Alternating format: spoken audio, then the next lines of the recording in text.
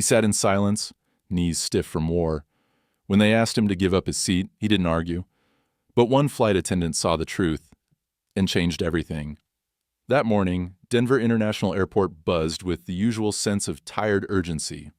Travelers drifted through the terminal, clutching coffees, checking their phones, shuffling toward gates while announcements echoed through high ceilings. There was nothing remarkable about Flight 627 to Washington, D.C. Just another early morning flight, one more journey among thousands. But for Calvin Merritt, seat 23B, it was a quietly monumental day. Calvin's hands trembled slightly as he gripped his boarding pass, his knuckles brown and weathered, the hands of a man who'd carried burdens most people couldn't imagine. He was 81 years old, a number that felt heavier in his bones than it ever looked in a birthday card.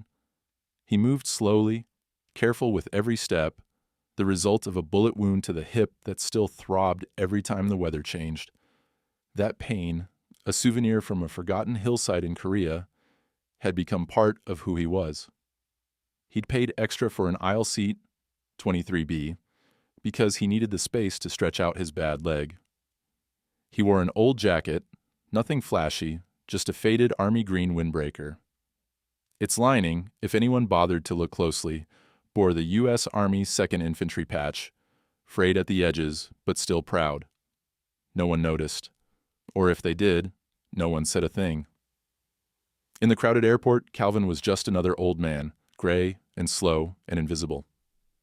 At gate 44, boarding was already underway when Calvin arrived. He waited his turn. No one offered to let him cut in line, though he leaned heavily on his cane.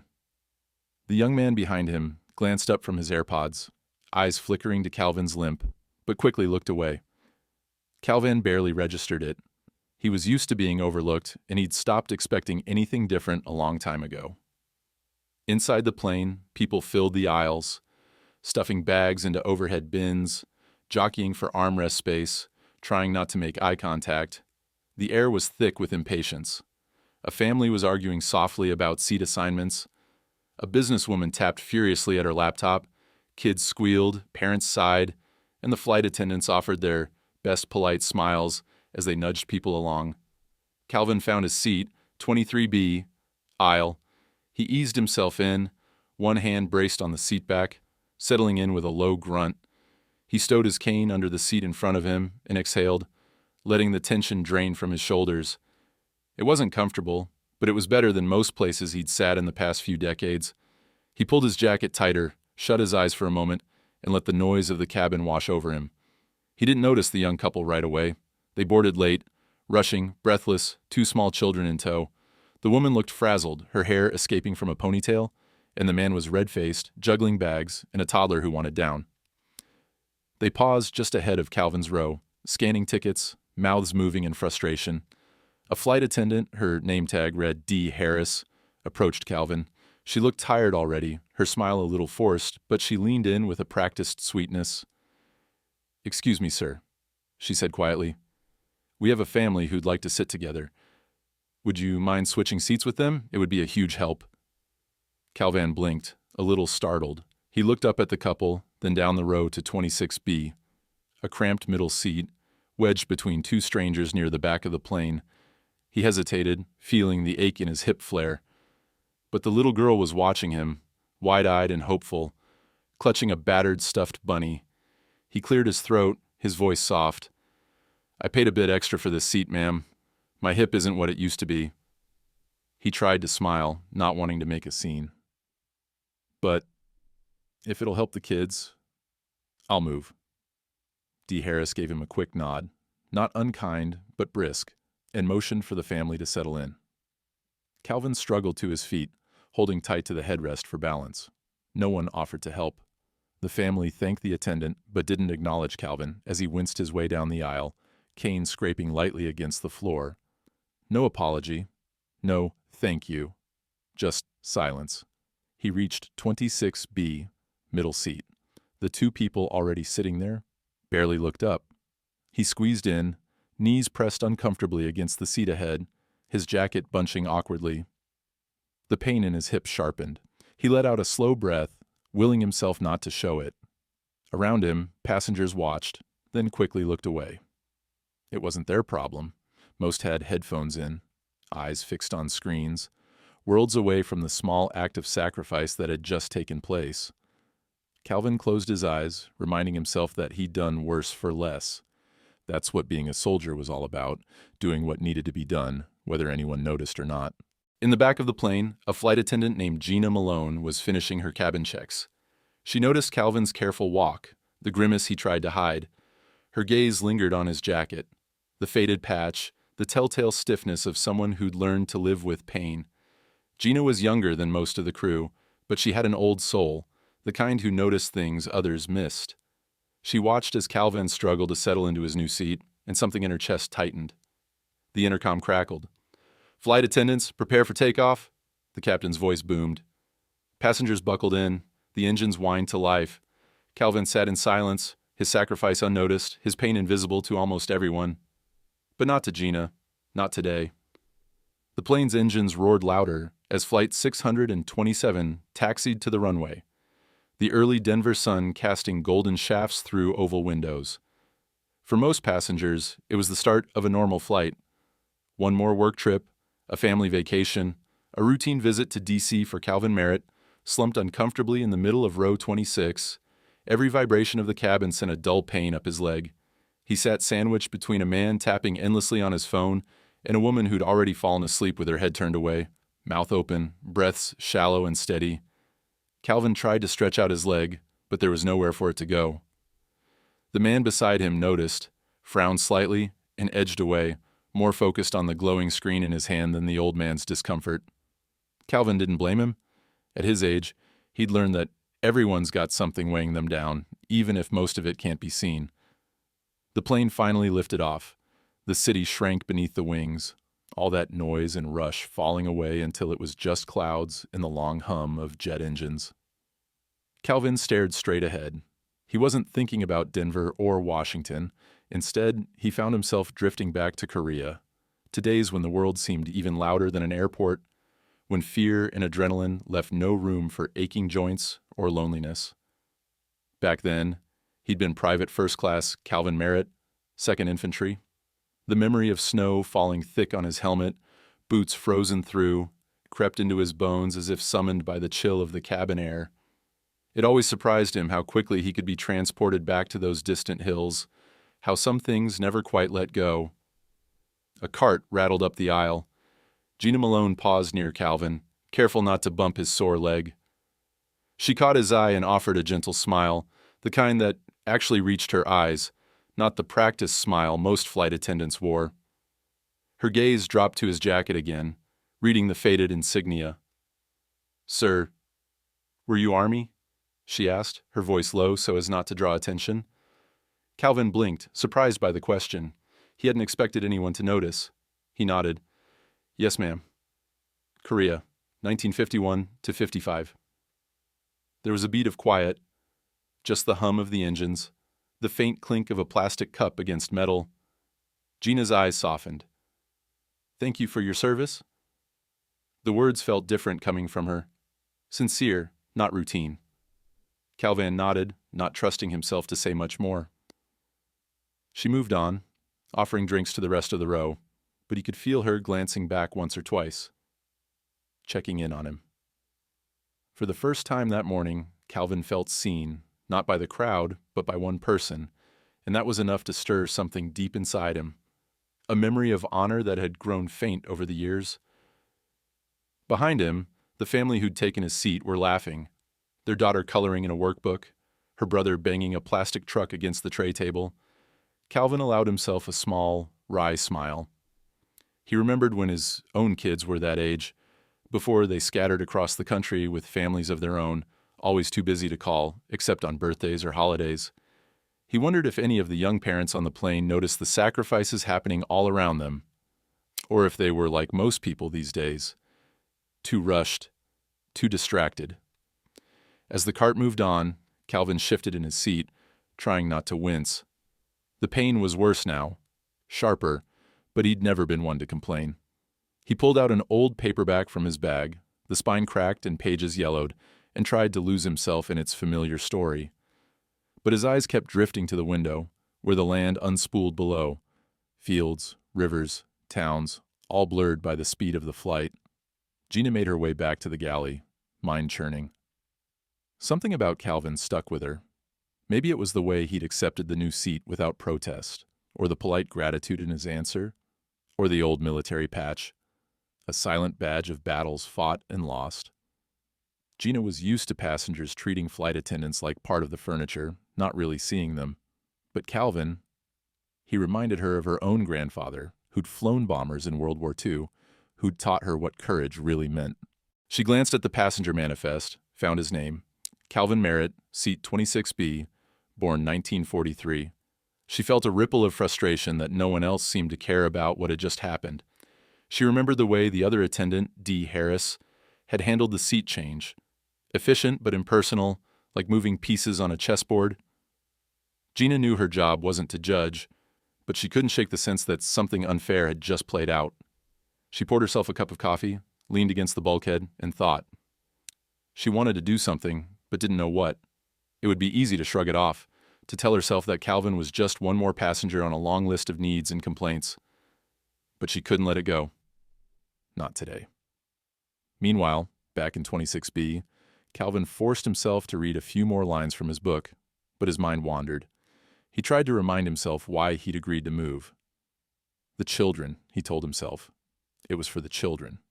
He had grandkids of his own, though he rarely saw them. Maybe, he thought, if a little kindness rippled forward, it would find its way back to him someday. A bump of turbulence rattled the cabin, jolting him out of his thoughts. The man on his left grumbled, the woman on his right stirred but didn't wake. Calvin gripped the armrests, muscles tense, and closed his eyes until the shaking passed. He remembered other rides, jeep convoys in the dead of night, helicopters thumping overhead, the unsteady rhythm of life lived on the edge. He wondered how many of the people on this plane would ever understand what it meant to give up comfort for the sake of someone else. The flight continued, uneventful for most. The captain's voice came over the intercom, announcing their cruising altitude, promising smooth skies ahead. Calvin looked down at the badge inside his jacket, tracing the threads with his fingertip, and wondered if anyone else had noticed him at all. In the front of the cabin, Gina set down her coffee and took a deep breath. She glanced at Calvin one last time before heading toward the cockpit, a plan forming quietly in her mind. She wasn't sure what would happen next, but she knew she couldn't stay silent. Time seemed to slow in the humming belly of Flight 627. Passengers busied themselves with snacks and tablets, magazines, and restless children. The seatbelt sign glowed softly above Calvin's head, but to him, the world felt far away, reduced to the ache in his hip and the low murmur of strangers' voices around him. It was only when the woman on his right, still groggy from her nap, shifted and accidentally knocked his arm, that Calvin was pulled back to the present. She muttered a quick apology without meeting his eyes, then tucked her head down and fell silent again. The man on his left, still absorbed in his phone, tapped out messages with lightning speed. Across the aisle, a pair of teenage boys argued over earbuds, their laughter cutting briefly through the monotony. Calvin was used to this feeling, being present but unseen, an invisible fixture among a sea of busy lives. He remembered his old squad in Korea, men who always noticed when someone was hurting or needed a hand. They'd never let anyone struggle alone. Here, things were different. In this small, aluminum world flying 30,000 feet above the ground, kindness was an afterthought. Calvin tried to adjust his position, wincing as his hip protested. He couldn't stretch his leg or shift his weight without jostling the strangers beside him. The pain crept from his hip up his back, making him grit his teeth. He tried not to let it show. He had learned over the years to keep discomfort hidden. Soldiers didn't complain. They just carried on. From a few rows ahead, the sound of a child's giggle floated back to him. The family who'd taken his seat seemed to have forgotten all about the swap. The little girl colored with a pink crayon. The boy now asleep on his mother's lap. Calvin watched them for a moment, letting the sight soften his heart, even as a part of him mourned the easy dismissal of his own needs. A fresh round of turbulence made the cabin tremble. The lights flickered. A baby wailed. The flight attendants hurried to reassure the passengers. Gina Malone, working in the back, checked each row with a practiced eye. She noticed Calvin again, saw the tension in his face, the way he shifted as if trying to escape his own body. Something in her stirred, a mixture of empathy and frustration at the world's indifference. She moved up the aisle, pretending to check seatbelts, but her real purpose was to get closer to Calvin. As she reached his row, she paused, bent down, and lowered her voice so only he could hear. "Are you sure you're all right, sir? Is there anything I can do?" Calvin managed a small, tired smile. "Thank you, but I'll be fine. I'm used to a little discomfort." He tried to make it sound like a joke, but Gina saw through it. She nodded, giving his shoulder a gentle squeeze before moving on. Her touch lingered, human warmth in an otherwise cold space. As she worked, Gina kept thinking about what she'd seen earlier. The quiet way Calvin had given up his seat, the lack of acknowledgement, the faded army patch on his jacket. She thought of her own family, of her grandfather's stories about sacrifice and service, and how invisible those sacrifices could become. Back in 26B, Calvin let out a long, controlled breath, then returned to his book. The words blurred together. He tried to focus on the story, but his mind kept circling back to the moment he'd agreed to move.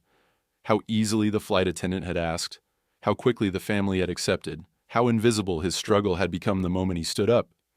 He thought about dignity, about how hard it could be to hold on to it as the world moved on. He'd spent years fighting for something bigger than himself, believing every person's sacrifice mattered. Now, on this plane, his sacrifice was a quiet footnote, unnoticed by most, dismissed as routine. After a while, the turbulence subsided. The sun broke through the clouds, flooding the cabin with warm light. Calvin turned to the window, watched as the world far below shifted from rugged mountains to gentle plains. He imagined his destination, Washington, D.C., where so many decisions about war and peace had been made while he and his brothers fought and bled on distant hills.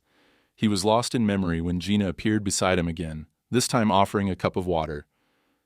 "Here you go, Mr. Merritt," she said quietly, using his name with deliberate care. Calvin was surprised. Most flight attendants never bothered. He accepted the water gratefully. "Thank you, ma'am." Gina glanced around, then lowered her voice. "If you need anything at all, just press your call button. Don't hesitate." Calvin nodded, feeling an unexpected lump in his throat. He cleared it away with a small cough. "You're very kind." She gave him a meaningful look before moving down the aisle, her mind made up. She couldn't let this go. She slipped into the galley and pulled out her phone, scrolling to the digital passenger manifest. She found Calvin's name and noted the seat change. She stared at his date of birth, did the math, and felt her respect grow even deeper. There were moments in life, she thought, where you had to do more than just your job. This was one of them. Meanwhile, Calvin stared into his cup of water, watching the reflection of sunlight ripple on its surface. He thought about all the times he'd tried to do the right thing, even when no one noticed. He wondered if the world ever really saw people like him anymore. Old, slow, battered by the years. He wondered if it mattered. Suddenly, a commotion erupted a few rows ahead. The little boy who'd taken Calvin's seat had spilled juice on the aisle, and his mother frantically waved for help. A flight attendant rushed forward with napkins and a strained smile, dabbing at the mess as the father apologized profusely. Calvin watched, bemused. He thought about how quickly chaos could arrive, and how, just as quickly, it could be soothed. He had seen it in war, and he saw it now, in the small dramas of everyday life. He thought about how even the smallest acts, a kind word, a seat given up, a mess cleaned, could change the course of a moment. As the flight continued, Gina lingered near the cockpit door, her mind turning over what she'd seen. She knew the captain, Donahue, a former Air Force pilot with a reputation for fairness and quiet dignity. If anyone would understand, he would. She decided to wait until after the next drink service, then share what had happened. It wasn't about shaming anyone. It was about restoring dignity to a man who'd given so much and been noticed so little. Back in 26B, Calvin closed his eyes. He let the drone of the engines lull him, not into sleep but into a state of calm. Whatever happened next, he told himself, he had done what he could. He'd given something up for someone else, as he always had. Maybe that was enough. But in the front of the plane, forces were already shifting. Gina was preparing to act, and soon the story of the forgotten man in 23B would take a turn that no one, least of all Calvin, could have seen coming. The cabin was filled with the hum of engines and the scattered rustle of magazines. After the mild turbulence faded, most passengers relaxed into their own bubbles, some scrolling on their phones, others sleeping, a few whispering over the tops of seats. The flight attendants continued their routine, offering snacks and drinks, moving with automatic precision. For almost everyone on board Flight 627, it was just another uneventful leg from Denver to Washington. For Calvin Merritt, sandwiched in 26B, the quiet was both a relief and a reminder. The pain in his hip throbbed more insistently now, dulled only slightly by the distraction of the world outside the window. He kept shifting, trying to find a position that wouldn't send that familiar jolt up his back. He grimaced occasionally, but each time he forced the discomfort down, refusing to draw attention to himself. No one offered a word or even a look of sympathy. The man with the phone barely noticed Calvin's attempts to stretch. The woman on the other side, awake now and leafing through a magazine, didn't seem aware of his presence at all. Across the aisle, the teenagers continued their bickering, oblivious to the world beyond their screens. The only sign that Calvin's sacrifice had even happened was the faint ache radiating through his body and the empty, crumpled wrapper of a granola bar someone had left in the seatback pocket. A passing flight attendant, not Gina, paused at their row, glanced over, then moved on when no one asked for anything. Calvin wondered if she even registered his discomfort or just saw another unremarkable face in the crowd. He remembered how, as a young man, he'd been taught to see and respond to the needs of those around him, to never leave a fellow soldier behind, to notice the smallest signs of distress.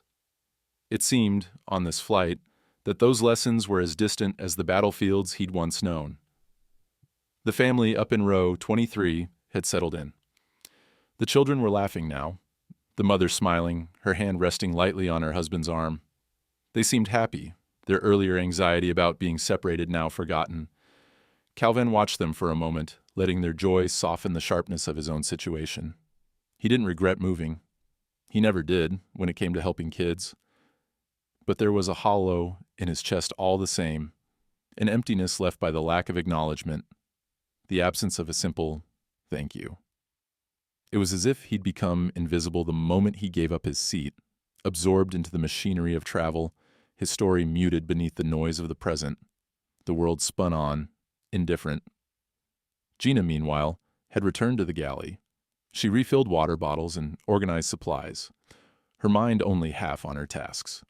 She kept replaying Calvin's quiet sacrifice, the way his eyes had flashed with surprise when she called him by name, the way he'd tried to downplay his pain. She thought about the kind of world that allowed kindness to pass, unnoticed, and about her own responsibility. Not just as a flight attendant, but as a human being. After a few minutes, she decided she couldn't wait any longer. She left the galley and made her way up the aisle. As she passed row 23, she saw the family that had taken Calvin's seat.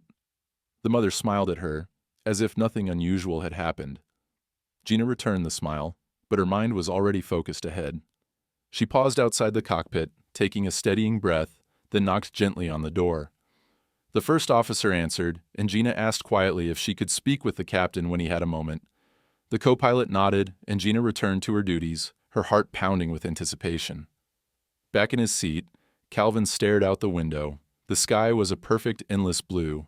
The world below looked peaceful, even serene. He wondered how many other veterans were scattered across the country at that very moment, men and women with stories that had faded from public memory, their sacrifices folded into the background of everyday life. He remembered a day in Korea when he and his squad had pulled a wounded soldier from a burning jeep. They'd acted on instinct, risking their own lives to save someone else. Afterward, nobody had thrown a parade. Their captain had simply nodded, handed them water, and told them to get some rest. Recognition hadn't been the point. They did what was right because someone needed them to. That was enough. But here, now, the lack of even a nod or a kind word stung more than he wanted to admit. It made him feel small, unimportant, like a piece of luggage moved from one place to another without a thought for what was inside. As the flight wore on, Calvin became increasingly aware of how invisible he'd become. He watched the flight attendants move up and down the aisle, responding to the requests of other passengers. He noticed the business traveler in front of him, snapping his fingers for an extra cup of coffee, the woman across the aisle asking for a blanket. Each time, the crew responded with polite efficiency, but Calvin never called for anything. He'd learned not to expect much, and he didn't want to be a burden.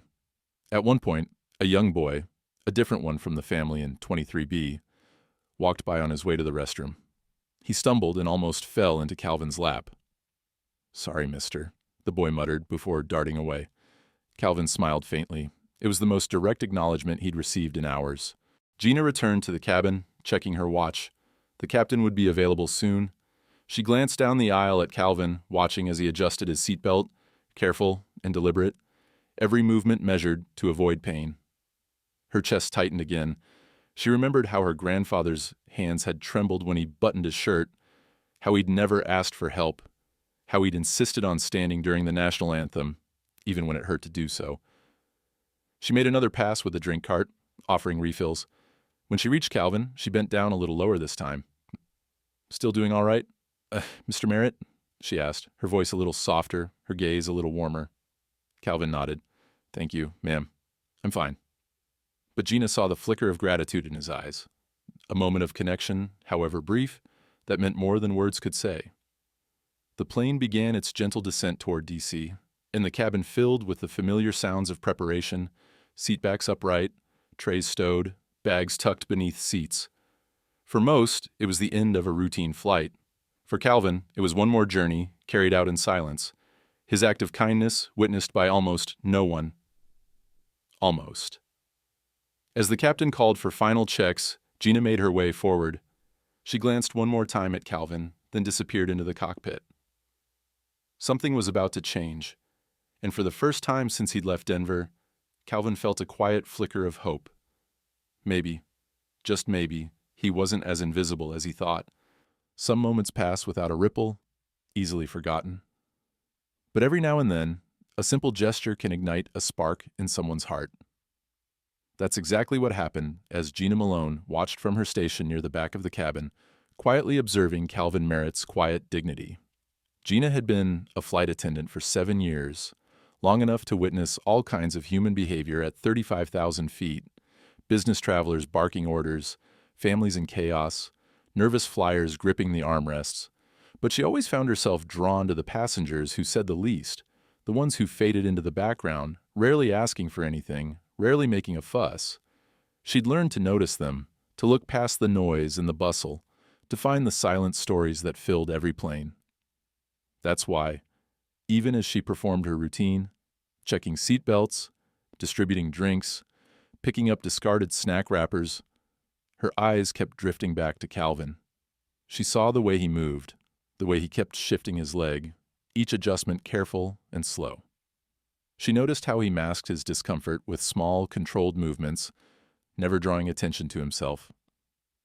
But what truly caught Gina's attention was the jacket. She spotted it during a lull, as she walked past his row on her way to the galley. The green windbreaker was unremarkable at first glance, but then she saw the patch, U.S. Army, 2nd Infantry. The stitching was faded, the edges frayed, but the pride stitched into it was unmistakable. Gina felt a pang of recognition. Her grandfather's old service jacket looked just the same, kept in a cedar chest back home, a relic of World War II. She found herself pausing. Her professional smile softened into something more genuine. She stepped closer, hesitating for just a moment before speaking. "Sir, were you Army?" Calvin, startled by the directness of the question, looked up. He met Gina's gaze with eyes that were clear and sharp, despite the lines of age. "Yes, ma'am, Korea, 1951 to 55. He said it simply, without flourish or expectation, as if those 4 years were just another fact in a long life. Gina nodded, her throat tightening. My granddad was Air Force World War II. He always said Korea didn't get the respect it deserved. Calvin smiled faintly, the kind of smile that held 1,000 memories. A lot of good men gave everything. We just did what we had to do. There was a beat of quiet, a subtle moment that passed between them, invisible to the rest of the cabin, but deeply felt. Gina placed a cup of water on his tray. If you need anything, you let me know, really. He thanked her again, this time letting the gratitude linger in his voice. For the first time all flight, Calvin felt a connection, not just with Gina, but with the world outside his own memories. Gina moved on, but she couldn't shake the encounter. She returned to the galley, her mind racing. She glanced at the passenger manifest, searching for his name. Calvin Merritt, seat 26B. Her heart grew heavy as she considered what had just happened. A quiet act of selflessness, unnoticed by almost everyone except her.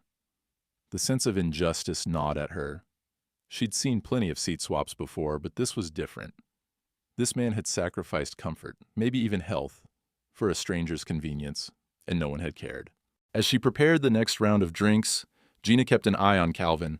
She noticed how he pressed his knuckles into his thigh, massaging the aching muscle. She watched the subtle way he closed his eyes for a moment, trying to block out the world and maybe the pain, too. She felt a surge of protectiveness, something she hadn't felt since those early years when she was new to the job, still wide-eyed and hopeful. Meanwhile, Calvin felt the aftershocks of the encounter ripple through him. Gina's question had awoken a part of him he'd let go quiet. He remembered the camaraderie of his old unit, the way they always checked in on each other. Gina's concern, brief as it was, reminded him that kindness wasn't entirely extinct. He felt a pang of gratitude and a hope that maybe, just maybe, there were still people out there who saw more than what was on the surface. But Calvin's mind was still troubled by the events that brought him here. The quiet displacement from his aisle seat, the wordless indifference of those around him. He thought again of the young family, how easily his own comfort had been given away, and how easily the world had accepted it. It wasn't bitterness he felt exactly. It was something quieter, harder to name, a sense that, somewhere along the way, people had forgotten how to look out for one another. As Gina finished the drink service, she found herself standing near the cockpit door. She considered what she should do next. She could let it go, chalk it up as just another day. Another small injustice swept aside. But something inside her rebelled at the thought. She remembered her grandfather's stories, the ones he told her late at night, when he thought no one else was listening. Stories of men who risked everything and never asked for thanks. Stories that had shaped the way she saw the world. She took a breath and walked up to the front, where the captain sat reviewing charts and weather updates. Captain Donahue was an older man, gruff but fair, with silver hair and the calm confidence of someone who'd seen his share of emergencies. Gina knocked softly on the open cockpit door. "Captain, can I talk to you for a minute?" He turned, his eyes narrowing with concern. "Everything all right, Malone?" She nodded. "It's just, there's a passenger in 26B, Calvin Merritt. He's a Korean War vet, gave up his paid-for aisle seat without a word so a family could sit together. He's hurting, but he didn't complain. Nobody noticed but me. I thought you should know." The captain listened in silence. He took a deep breath, his face growing serious. "Thank you, Gina. I appreciate you telling me." Gina returned to the galley, her heart pounding. She didn't know what the captain would do, but she knew she'd done the right thing. Back in his seat, Calvin closed his eyes. Not quite asleep, but not fully awake either.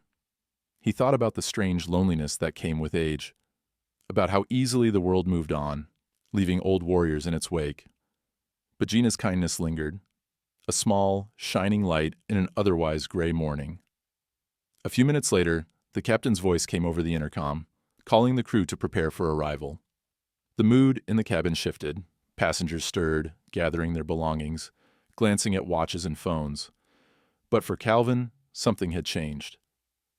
For the first time that day, he felt the eyes of another on him, not out of pity, but out of respect.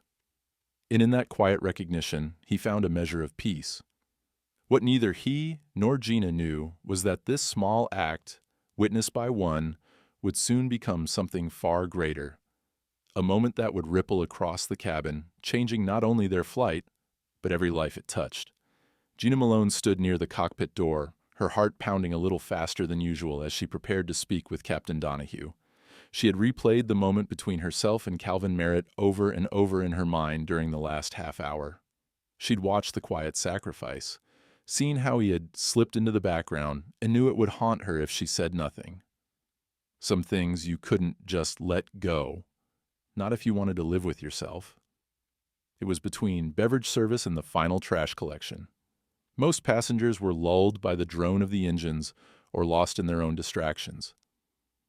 Gina checked that the aisle was clear, then knocked gently on the cockpit door. The first officer opened it, and after a whispered word, Gina stepped inside. The cockpit was filled with soft light from the control panel. Captain Donahue, gray-haired and broad-shouldered, looked up from his flight chart, his expression unreadable. There was an unspoken code among airline crews. Personal business didn't usually come into the cockpit unless it mattered. Gina's posture said it mattered. "Captain, can I have a moment?" she asked, her voice steady but low. Donahue nodded. "What's up, Gina?" She took a breath, her mind sorting through everything she'd seen and felt. "We have a passenger, Calvin Merritt, in 26B. He's a Korean War veteran, paid extra for an aisle seat because of an old war injury. Earlier, another family boarded late with 2 kids, and the crew asked him to move so they could sit together. He didn't argue, just stood up, gave up his seat, and quietly took a middle seat in the back. He's clearly in pain, but he wouldn't say a word about it. Most people haven't even noticed, but he didn't deserve to be treated like that." Donahue's face changed as Gina spoke, his jaw set, his eyes narrowing in quiet outrage. He glanced at the flight manifest on his screen, locating Calvin's name, and then looked back at Gina. "You say he served in Korea?" he asked. She nodded. "Yes, sir. 1951 to 55. Army, 2nd Infantry. I saw the patch." The captain fell silent, fingers drumming on the armrest. For a long moment, all that could be heard was the hum of the instruments and the distant murmur of the cabin. Donahue wasn't just an airline pilot. He was retired Air Force himself. He'd lost friends in Afghanistan, known men who'd never been recognized for what they'd endured. Something about Gina's story hit him deep, stirred an anger that was slow burning, but certain. He reached for the intercom microphone, but paused, thinking. "Thank you, Gina. You did the right thing, bringing this to me." She nodded, her eyes glistening with a mix of nerves and relief. She knew the story was in good hands now. As she left the cockpit and closed the door behind her, she felt lighter, like a burden she'd been carrying had finally shifted.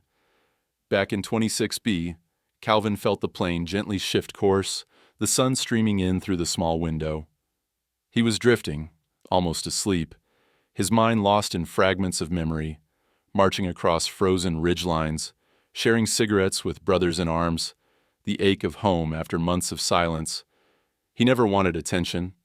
It embarrassed him, even after all these years. He just wanted to do right by others, the way his own father had taught him, the way every decent man ought to. Around him, the cabin was a picture of modern indifference, a businessman typing an angry email, a teenager watching cartoons, an elderly woman quietly saying the rosary. Calvin's act of kindness, his willingness to give up comfort for the sake of strangers, had already faded into the static of everyday life. No one was looking his way.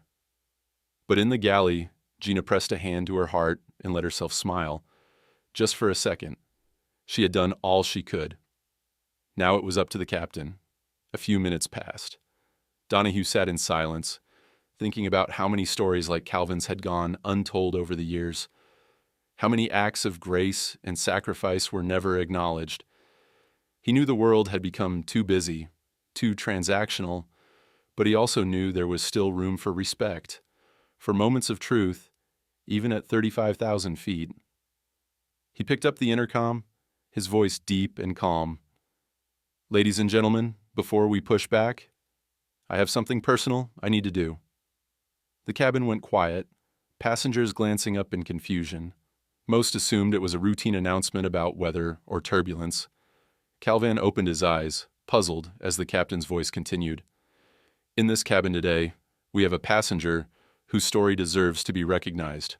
Mr. Calvin Merritt, seated in 26B, served our country in Korea from 1951 to 1955 as a member of the U.S. Army 2nd Infantry. Earlier on this flight, he quietly gave up his comfort so another family could sit together, never asking for anything in return. That sort of selflessness doesn't always get noticed, but today, we see you, Mr. Merritt.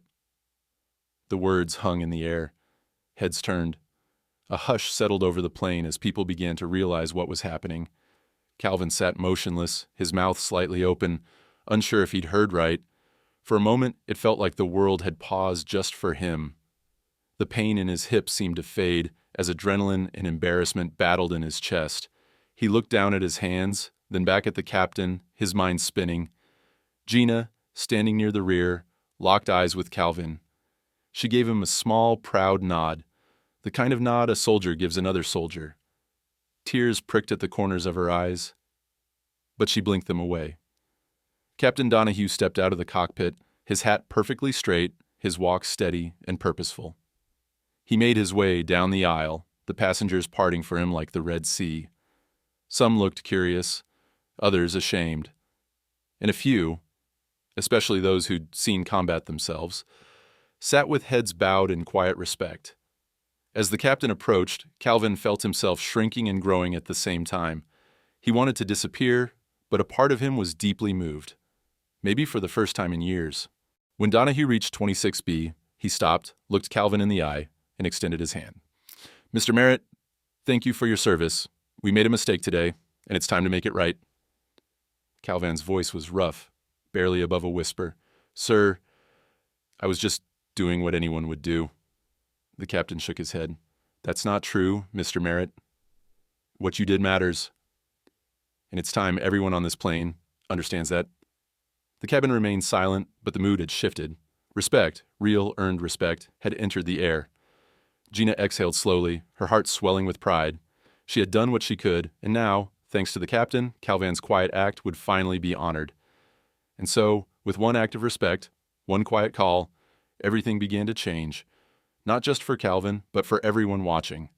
The world had stopped, if only for a moment, to see the truth. The quiet inside Flight 627 became almost sacred, as Captain Donahue's words drifted over the intercom and lingered in the air. Passengers sat up straighter. Some craned their necks to look for Calvin. Others exchanged uncertain glances. Even the children, sensing something important was happening, grew silent and pressed their faces to the seats in front of them. Captain Donahue moved steadily down the aisle, his polished shoes clicking softly on the carpet. Every step seemed to gather the attention of the cabin like a magnet. He stopped at row 26 and faced Calvin Merritt, who sat frozen, hands clasped tightly together, eyes wide with a mixture of embarrassment and disbelief. For a split second, Calvin wanted to disappear. His natural instinct was to avoid the spotlight, to shrink away and let life pass by quietly. But there was no hiding from this moment. The entire cabin seemed to lean in as Captain Donahue knelt down, so he and Calvin were eye to eye. Mr. Merritt, the captain said, voice gentle yet strong enough to be heard throughout the plane, I want to thank you not only for your service to this country, but for your kindness today. You showed the best of what it means to be American, and I'm sorry that your sacrifice was overlooked until now. Calvin's lips parted, but at first, no words came out. He tried to smile, but his chin trembled. The man with the phone beside him put his device away, his cheeks flushed with guilt. The woman on the other side dabbed at her eyes. Passengers in the rows ahead and behind watched, holding their collective breath. Donahue stood and turned to address the cabin, his presence filling the narrow aisle. Folks, he said, we all get busy, we all make mistakes, and sometimes we forget to see the heroes in our midst. Mr. Merritt fought in Korea so we could board planes without fear. The least we can do is give him the honor he's earned. The effect was electric. Passengers, businessmen, students, grandparents, mothers, shifted in their seats, suddenly aware of how small gestures could echo larger truths.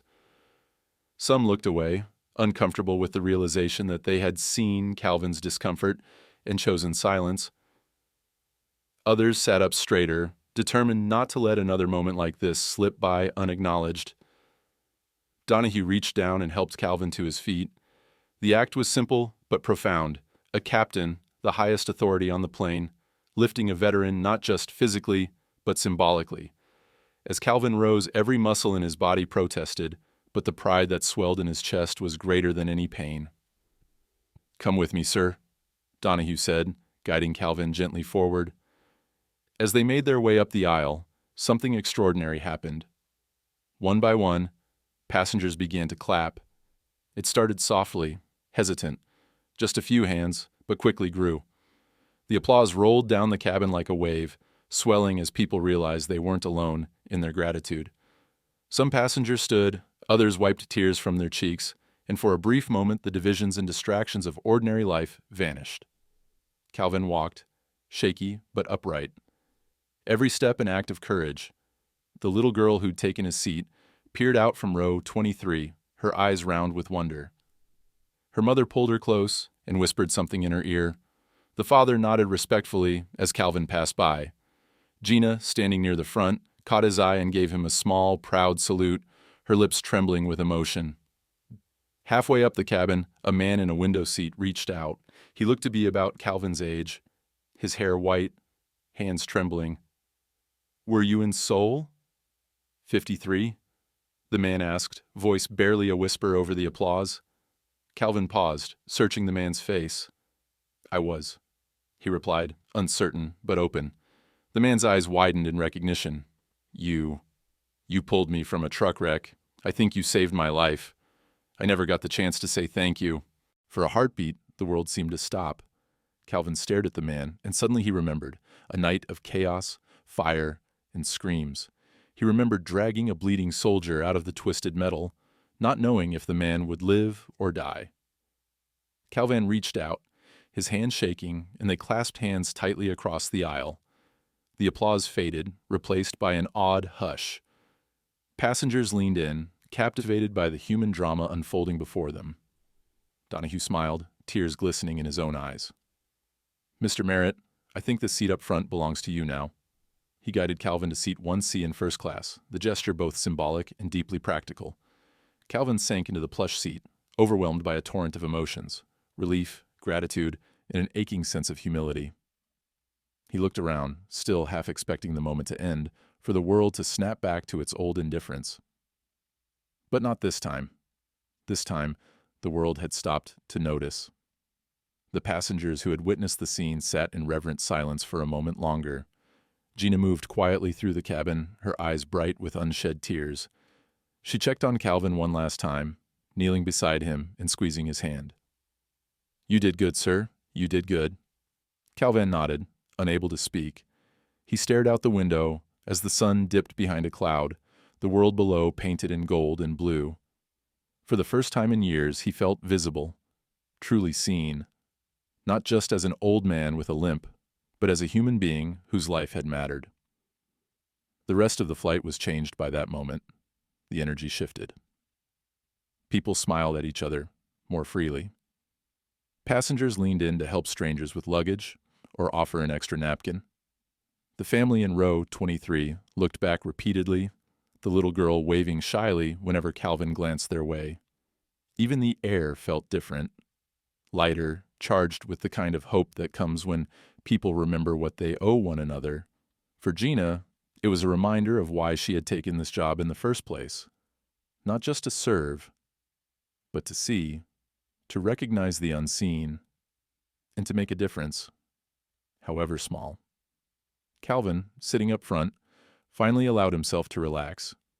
He closed his eyes, a single tear slipping down his cheek, not of sadness, but of release.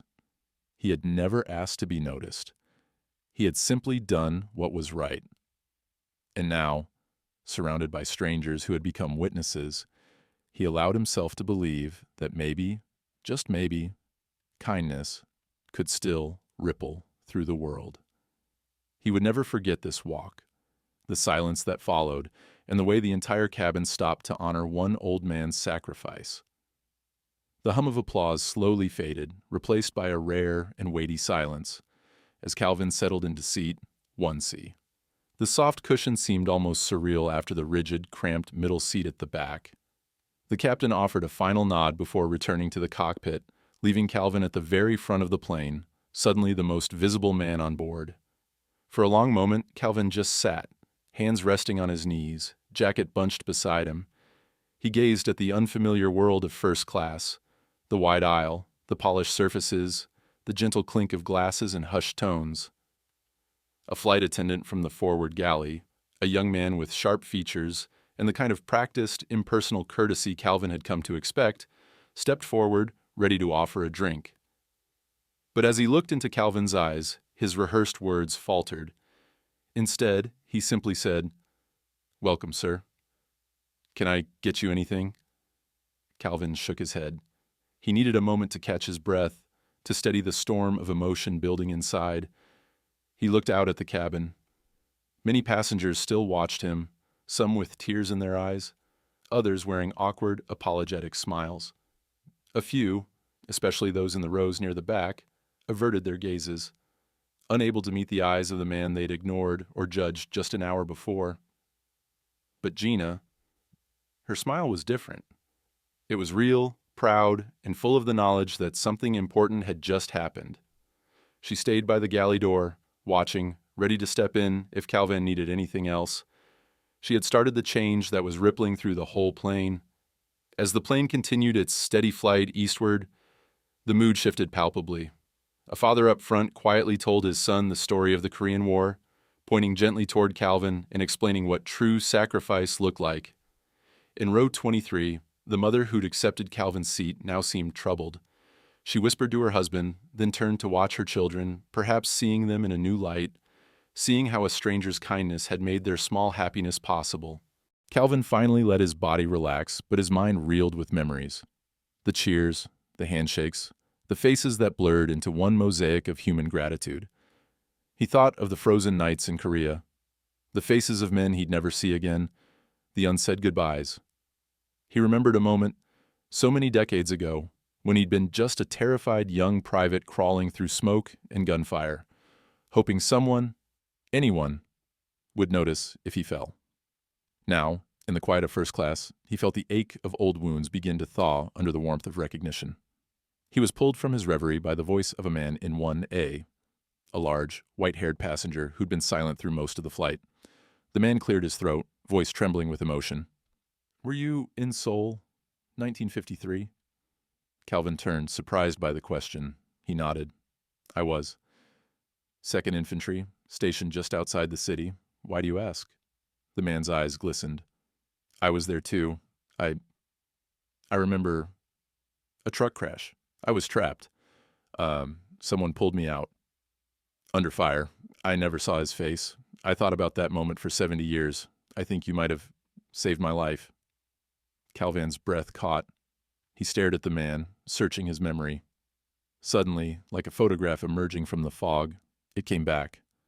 Dragging a wounded soldier from a burning truck, the flash of an explosion, the adrenaline surge that drowned out fear. That was you? The two men stared at each other, the world outside the windows blurring to nothing. Finally, the man reached out a trembling hand. Calvin took it, the handshake lingering, saying more than words ever could. The passengers nearby watched in reverent silence, understanding they were witnessing a reunion that went far beyond coincidence. For Calvin, the realization was both humbling and redemptive. In that handshake, a circle was completed. All the years of wondering if what he'd done mattered, if anyone remembered, if any of it had meant something, suddenly it was all there. Not just in the thanks of one man, but in the recognition of a whole plane full of people who'd been reminded, for one extraordinary hour, of what selflessness looked like. Gina, witnessing the moment from a distance, blinked back tears. She thought of her grandfather, of all the untold stories living quietly among them every day. She understood now that a single voice, a single act, could bring those stories into the light. The first-class passengers were not immune to the shift. A well-dressed woman offered Calvin her dessert without a word. A young man who had spent most of the flight grumbling about delays now leaned over and asked quietly, "What was it like?" A question laced with genuine curiosity and respect. Calvin answered as best he could, describing the snow and the fear, the moments of laughter between chaos. But more than his words, it was his presence, the way he carried his pain with grace, the humility in his voice that touched them. In coach, the applause had faded, but the effects lingered. Passengers helped each other retrieve bags, shared snacks, and exchanged small smiles. Even the flight attendants walked a little taller, their work feeling less routine, more like service. Near the back, the family who had taken Calvin's seat was quiet. The mother finally got up, walked forward, and stopped by Gina. "Was it really him?" she whispered. Gina nodded, and the mother's eyes filled with tears. She returned to her seat and gathered her children close, whispering to them about kindness and gratitude. Back in first class, Calvin sat quietly, overwhelmed by the sense of closure and belonging. For the first time in years, he allowed himself to hope that his sacrifices hadn't been for nothing. He gazed out the window, the world below stretching out in endless promise. Every scar, every ache, every sleepless night, they had brought him to this moment, to this recognition, to this seat among strangers who had become witnesses to his story. The captain, watching from the cockpit, felt the atmosphere change behind him. He allowed himself a brief, private smile, knowing he had made the right decision. Sometimes, he thought, all it took was one person to stand up for another to change the course of a day or a lifetime. Gina lingered in the aisle as the cabin prepared for descent. She looked at Calvin, her heart full, and gave him one last smile, a promise that, at least for today, kindness had not gone unnoticed. And as Flight 627 began its gradual descent into Washington, D.C., Calvin Merritt looked around at faces forever changed by what they'd witnessed. He closed his eyes, breathed deep, and, for the first time in decades, felt truly at peace. The redemption he received was not just a seat or a round of applause. It was the return of his story, his dignity, and the simple acknowledgement that every sacrifice matters, even if it takes a lifetime to be seen. Flight 627 descended into the gray haze above Washington, D.C., the city's monuments glinting in the evening light. The mood on board was entirely transformed from when the flight had left Denver. The story of Calvin Merritt's sacrifice had spread like wildfire throughout the cabin, sparking a rare spirit of connection and quiet awe that continued as the wheels touched down. As the plane rolled to a stop at the gate, phones reawakened. This time, not just for checking messages or scrolling through distractions, but for sharing what they had just witnessed. Videos had been taken discreetly. The captain's speech, the applause, the moment Calvin walked the aisle, even the handshake between two men whose lives had crossed on a distant battlefield decades ago. Before the doors had even opened, the first videos were already posted. Flight honors forgotten Korean War hero. Old veteran's quiet act moves an entire plane. Within minutes, the stories began to ripple outward, echoing across social media and news feeds. Inside the cabin, people lingered. No one rushed to be first off the plane. Instead, passengers packed their bags quietly, casting frequent glances toward first class. Some lined up just to offer a handshake or a word of thanks to Calvin. A middle-aged woman wiped tears from her eyes and whispered, "My father served too. Thank you, sir." A young man in military uniform snapped a quick salute and received a firm nod in return. Gina, ever watchful, made sure Calvin wasn't overwhelmed, gently steering the most emotional encounters and offering him reassuring smiles. The captain waited by the cockpit door, watching the effect his words had created, humbled by how quickly respect could be restored when just one person decided to act.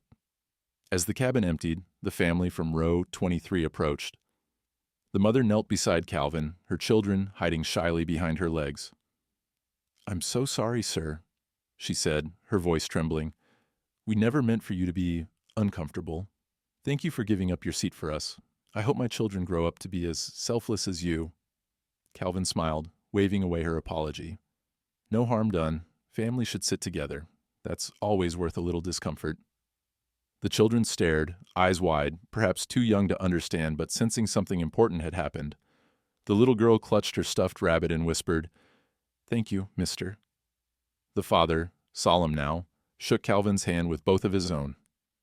As the last passengers filed out, Gina remained close. "You okay?" she asked gently. Calvin took a shaky breath, nodding. "I think I am." "Thank you, Gina. You saw what others didn't." "I just did what I wish someone would do for my own granddad," Gina replied, her voice thick with emotion. Airport staff, alerted by the captain, had arranged for Calvin to be greeted by a wheelchair attendant, though he politely refused at first. "Let's give your hip a break," Gina urged with a wink, and he finally relented, accepting help for the short journey up the jet bridge. As he was wheeled through the terminal, travelers and airport staff parted, some clapping quietly, others pausing to take in the unusual sight of a veteran being honored in real time, not just in memory. But it was outside the plane that the real ripple began. By the time Calvin reached baggage claim, his story was already trending on Twitter and Facebook. Videos were clipped and shared with headlines, "Veteran receives standing ovation after quiet sacrifice." The world still remembers. News outlets picked up the story, hungry for something uplifting. Reporters called the airline, asking for details about the hero in seat 23B. A few days later, a news crew arrived at Calvin's modest house on the edge of Baltimore. He sat for interviews, still bewildered by the attention.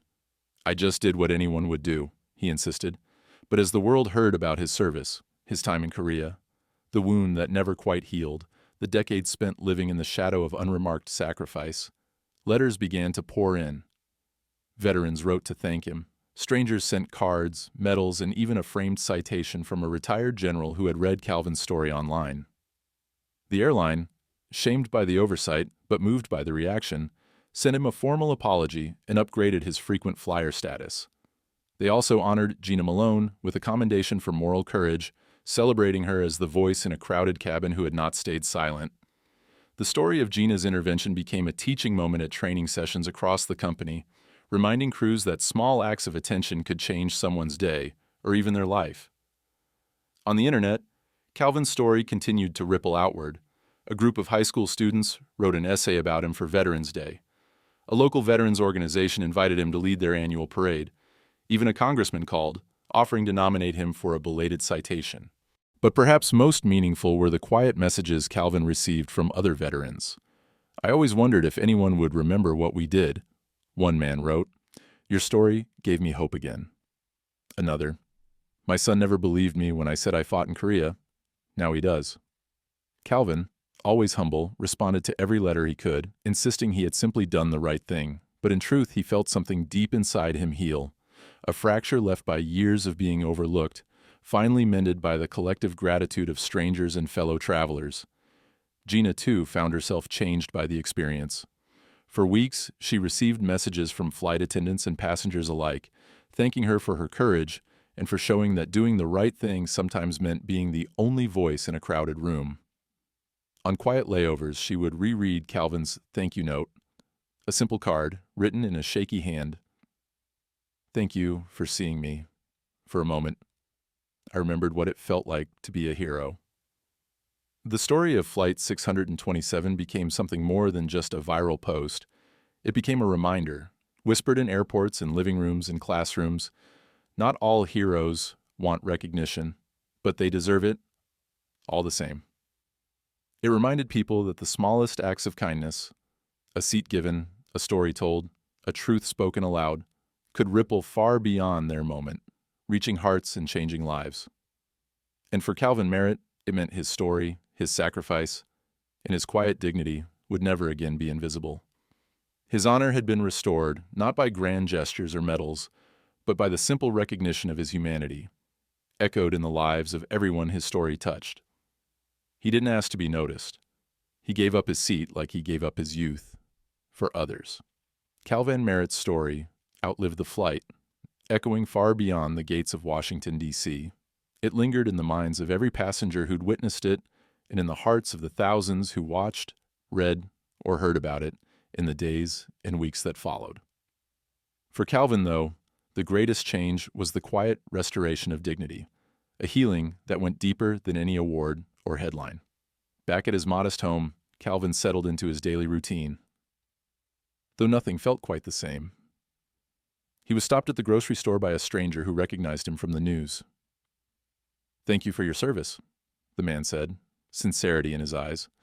Calvin smiled, replying with the same humility he'd shown on the flight. "Just doing my part." The recognition was uncomfortable, but in it was also a balm, the realization that his sacrifice and the sacrifices of those like him had not been entirely forgotten. Letters continued to arrive. A school sent a bundle of hand-drawn cards from children. "Thank you for being brave," one read in crayon. "You are my hero." Another, in blocky letters, simply said, "You make the world better." Calvin read them one by one, his heart swelling with emotion he rarely allowed himself to show. For the first time since returning from Korea, he felt truly seen. One evening, as dusk settled outside, Calvin sat in his old armchair, the faded army jacket draped over its back. He thought about all the other veterans whose stories would never go viral, whose names would never make headlines, men and women who'd made quiet sacrifices, who'd given away comfort, safety, even dreams, so others might have a little more. He knew them. They were his friends, his neighbors, his brothers and sisters in arms. His thoughts drifted to Gina Malone, the young flight attendant whose compassion had set everything in motion. He wrote her another note. "You reminded me what courage looks like. It's not always a battlefield. Sometimes it's just one person doing the right thing, even if no one else does." Gina received the card on a layover in Dallas and cried in the quiet of her hotel room. Grateful to have played a small part in something so much bigger than herself. The story of Flight 627 became a favorite among news anchors and talk show hosts, but in living rooms and classrooms across America it became a lesson. Teachers played the viral video, pausing to ask their students, "What would you have done? What does respect look like?" Some children said they would have stood up. Others admitted they might have missed it, too busy, too distracted, too used to old people being invisible. But all agreed. Kindness, once witnessed, is hard to ignore. Gina was asked to speak at airline training seminars, her story now a case study in empathy. She stood before groups of new recruits, nervous but proud. "You never know when it will be you who has to notice, to speak up, to do the right thing," she said. "Every seat holds a story. Every passenger deserves respect." The room always went quiet as she finished, the weight of her words settling over the eager faces. As Veterans Day approached, Calvin received an invitation to attend a ceremony at the National Mall. He declined the offer of a grand stage or a public speech. Instead, he stood quietly among the crowd, his hand pressed to his heart, remembering friends lost in time past. Nearby, a young man approached and introduced himself as the son of the man Calvin had saved in Seoul. They shared a few words, a hug, and a promise never to forget. The effect of Calvin's story wasn't just national, it was deeply personal. The family from row 23 kept in touch, sending Calvin updates and photos of their children, always including a note, "Thank you for reminding us what matters." Gina and Calvin wrote occasionally, their friendship forged in a moment of clarity aboard a crowded plane. Even the captain, Donahue, reached out from time to time, a reminder that leadership is sometimes measured not in grand gestures, but in the willingness to stop, see, and act. In the end, Calvin never thought of himself as a hero. He didn't want medals or attention. He wanted the world to remember that behind every sacrifice was a person, a life, a story worth knowing. He knew that the truest acts of heroism are often invisible, done not for glory, but because someone needed it. So the story of Calvin Merritt became more than just a tale of a flight or a viral video. It became a call, a whisper in the heart of every person who heard it, to see the invisible, to honor the quiet sacrifices, and to speak up when respect is due. The narrator's voice returns. steady and clear. Not all heroes want recognition, but that doesn't mean they don't deserve it. If you believe veterans like Mr. Merritt deserve more than silence, like and follow for more true stories that remind us to stand up when it matters most. And as the story ends, the message lingers. Kindness, respect, and the courage to notice the unnoticed can ripple through the world in ways none of us can imagine. Every seat holds a story. Every act of goodness makes a difference. And sometimes all it takes is one voice, a quiet call for respect, to change the course of a life.